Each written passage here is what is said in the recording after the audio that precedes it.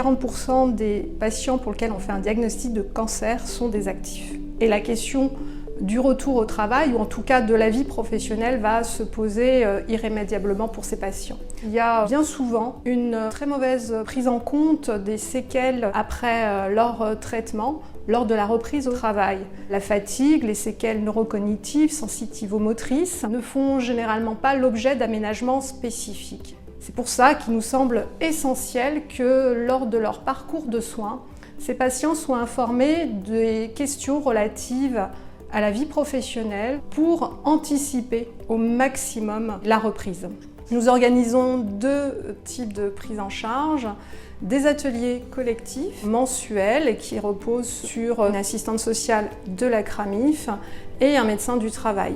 Durant ces ateliers vont être abordés tous les dispositifs qui peuvent être enclenchés dès le début de la prise en charge thérapeutique, toutes les actions que peuvent entreprendre les patients, comme le rendez-vous de pré-reprise auprès du médecin du travail. Le second volet aussi de notre prise en charge repose sur des consultations individuelles. On va donner des conseils à la fois sur les aménagements nécessaires et en adéquation avec les séquelles du patient et les conditions de travail, et orienter au mieux le patient vers les dispositifs de maintien dans l'emploi.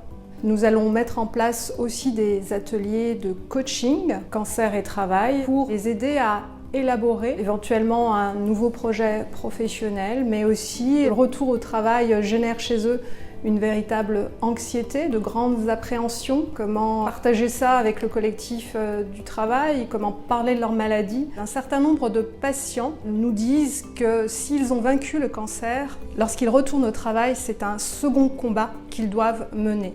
Et ce combat, cette reprise, nous devons l'accompagner en l'anticipant au maximum. Il nous semble important que vous nous les adressiez le plus tôt possible pour aborder ces questions de reprise au travail et ainsi limiter au maximum le risque de désinsertion professionnelle.